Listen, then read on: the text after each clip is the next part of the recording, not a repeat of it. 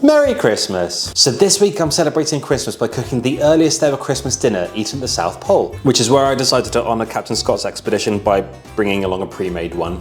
Any original pudding associated with Christmas probably began in the 14th century with Christmas pottage. This was kind of like a spiced porridge called frumenty. It was often served on meatless days like Lent and Advent, but slowly started to have meat and fruit added to it, which started the transition from it becoming a savoury to a sweet dish. And then over time, plum pudding evolved. It apparently faded in popularity for a while, as the Puritans in England tried to ban it in 1664. They said that the pudding was sinfully rich and unfit for God-fearing people. Yeah, terrifying. Thankfully, in the 18th century, King George I re-established it as a festive favourite. As a German-born king, he introduced other culinary trends from Europe, like binding it together with breadcrumbs and mixing egg in.